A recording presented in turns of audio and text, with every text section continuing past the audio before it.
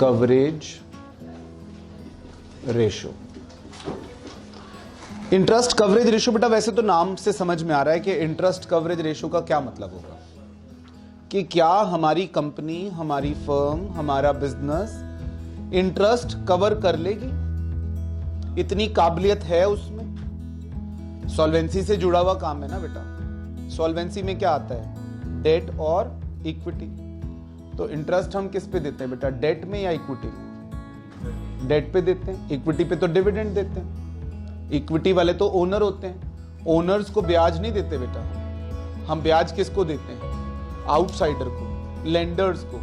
तो लेंडर्स को जो हमने इंटरेस्ट देना है वो इंटरेस्ट हम कवर कर पाएंगे। किससे कवर करोगे इंटरेस्ट, किससे कवर करोगे आप ही सोच के देखो जरा, छोड़ दो फॉर्मूला।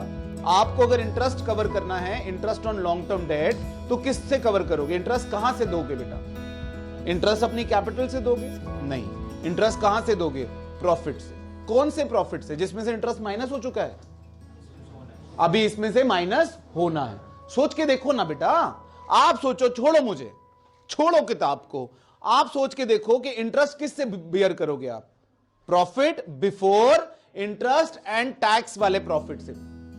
तो हमारा फॉर्मूला बन जाएगा profit before interest and tax upon interest on long term debt, या फिर सिर्फ डेट लिखोगे तब भी वही होगा। Is that okay? This will give you interest coverage ratio. बेटा डिनोमिनेटर में तो इसमें कोई ज्यादा दिक्कत वाली बात है नहीं। दिक्कत परेशानी कहां है? न्यूमरेटर। न्यूमरेटर आपको कभी कभी परेशान कर सकता है। कब करेगा आपको न्यूमरेटर परेशान? मैं आपको बताता हूं। एक सीक्वेंस होता है जिसमें हमारा प्रॉफिट कटता चला जाता है। जब आप प्रॉफिट कमाते हैं, जो आप P&L से प्रॉफिट लेकर आते हैं, उसको बोलते हैं profit before interest and tax. ठीक है बेटा? इसमें से सीक्वेंस ये होता है कि हम पहले इंटरेस्ट माइनस करते हैं। जो इंटरेस्ट हमने लॉन्ग टर्म डेट को देना है, वो सरकार हमें अलाउ करती है कि पहले इंटरेस्ट माइनस कर लो फिर टैक्स देना। इसीलिए हम डेट को एक नाम देते हैं, tax deductible source of money. कि साहब जो डेट पे हम इंटरेस्ट देते हैं उस पे टैक्स माफ है। आप सोचो ना बेटा, एक एग्जाम्पल ले लो बच्चे, ये 100 रुपए है, ये 20 रुपए है, और टैक्स है 50%, just to simplify the thing. अब बचा कितना? ये 80 रुपए। अब टैक्स कितना आएगा? 50%, 40 रुपए है जी। मान लो ये नहीं होता तो ये कितना बचता? 100 माइनस डैश 100 रुपीज। टैक्स कितना देना पड़ता? तो टैक्स अभी 40 दे रहे हो और अब 50 देना पड़ता। तो यानी इंटरेस्ट ने आपका टैक्स बचा लिया। इंटरेस्ट दे रहे हो तो टैक्स बच रहा है ना बेटा। तो इसलिए इंटरेस्ट को हम क्या बोलते हैं? थ्योरी का क्वेश्चन है बच्चे ये। Interest is a tax deductible source of money. तो कोई बच्चा कहेगा सर इंटरेस्ट भी तो देना पड़ ही रहा है ना, हमारा प्रॉफिट तो घट ही रहा है। उस बच्चे को जवाब मैं देता हूं। मान लो आपने ये पैसा उधार नहीं लिया और आपने ये पैसा इक्विटी से इकट्ठा किया है, प्रेफरेंस शेयर्स और मे बी इक्विटी शेयर्स, और उनको डिविडेंड देना है। दोगे ना बेटा डिविडेंड या नहीं दोगे? अब मान लो दूसरे केस में यहां पर आपने, ये डेट वाला केस है और ये नो डेट है, ठीक है। अब यहां पर आपका 40 रुपए माइनस होकर आपके पास बचता है, टैक्स माइनस करते हो तो आपके पास बचता है प्रॉफिट आफ्टर टैक्स 40 रुपए, और यहां कितना बचता है? 50 रुपए। दिख तो रहा है कि प्रॉफिट आफ्टर टैक्स ज्यादा बचा हुआ है। अब इसमें से आपने मान लो प्रेफरेंस डिविडेंड यहां है ही नहीं, 0, और यहां प्रेफरेंस डिविडेंड उतना ही है जितना उनको देना था। मान लो सेम रेट है तो यहां 20 रुपए दिया, तो यहां आपके पास इक्विटी शेयर्स के लिए बचा 40 रुपए, और यहां कितना बचा? आप समझ गए बेटा? 20 रुपए देने ही है। अब 20 रुपए डिबेंचर पे दे दो। 20 रुपए डिबेंचर को दोगे, वो दिया हुआ पैसा जो है आपको 10 रुपए का फायदा दे जाएगा टैक्स में, और 20 रुपए प्रेफरेंस शेयर को दोगे एज अ डिविडेंड, तो वो टैक्स का कोई फायदा नहीं पहुंचाएगा आपको। आप मेरी बात समझ रहे हो मैं क्या कह रहा हूं? नहीं समझे? जो टैक्स, जो इंटरेस्ट दे रहे हो आप लॉन्ग टर्म डेट पे, वो इंटरेस्ट आपको टैक्स बचा के दे रहा है। लेकिन अगर यही पैसा आप उधार ना लेकर प्रेफरेंस शेयर से ले लो, इक्विटी से ले लो, मान लो आपने प्रेफरेंस शेयर से लिया और रेट ऑफ इंटरेस्ट और रेट ऑफ डिविडेंड सेम है। बेटा प्रेफरेंस पे रेट ऑफ डिविडेंड होता है ना, फिक्स होता है ना, 10% प्रेफरेंस शेयर, 12% प्रेफरेंस शेयर, जैसे डिवेंचर के आगे लिखा होता है 12% डिवेंचर। अब मान लो लेट अस अज्यूम के दोनों का रेट सेम है, और अगर आप डिवेंचर से इकट्ठा करते हो तो आप डिवेंचर का इंटरेस्ट देना, तो आपने डिवेंचर को भी इंटरेस्ट देना है और प्रेफरेंस शेयर को डिविडेंड भी देना है। देना तो आपको पड़ेगा, ये 20 रुपए यहां दे दो या यहां दे दो, देना तो पड़ेगा। लेकिन यहां देने से फायदा क्या है कि आपका टैक्स कम हो जाता है, ये प्रॉफिट घटा देता है और आपका टैक्स कम हो जाता है। यहां देने से आपको टैक्स का फायदा नहीं है। Which is why debt is called as tax deductible source of money. शायद यह भी एक कारण है कि आपकी डेट इक्विटी जो आइडियल रेशो है वो 2:1 है। मालूम है आपको, डेट इक्विटी 2:1 आइडियल रेशो है कि जितना आप इक्विटी रखो डेट उसका डबल रखो। लेकिन हमारे अंदर बेटा बचपन से एक इंजेक्शन डाला जाता है कि डेट नहीं बेटा नहीं, पाप है, घनघोर पाप, आपने डेट नहीं लेना।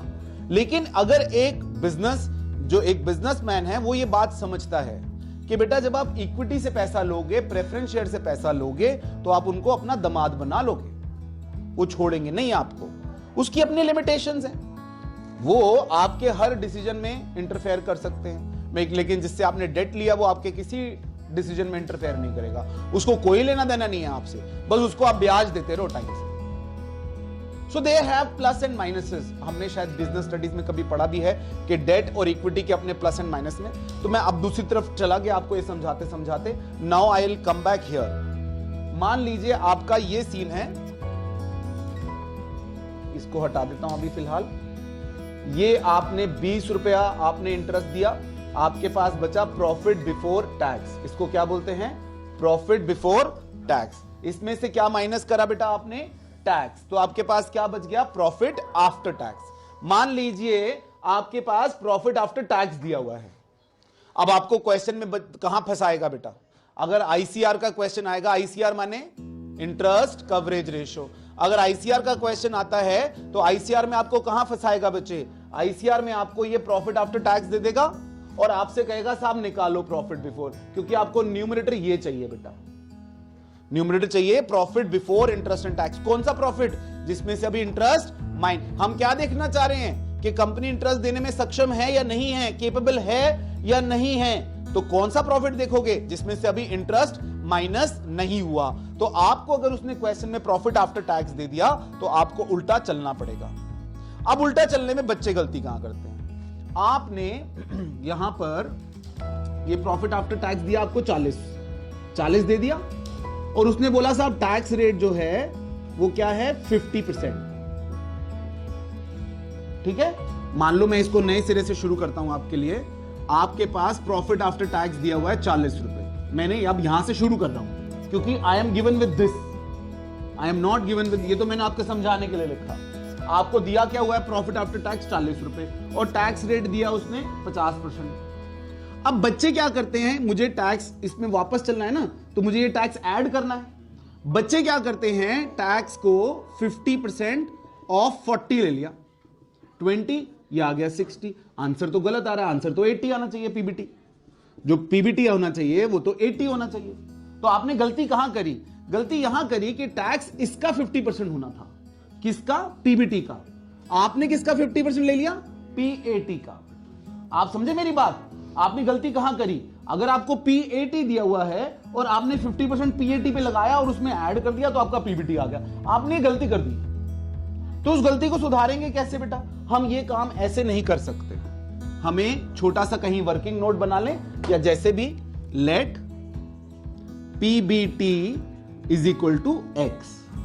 ठीक है, पीबीटी क्या है? एक्स। तो टैक्स क्या होगा? एक्स का 50%। क्या मैं कह सकता हूं 1/2x? Am I right? Now can I say PBT minus tax is equal to PAT?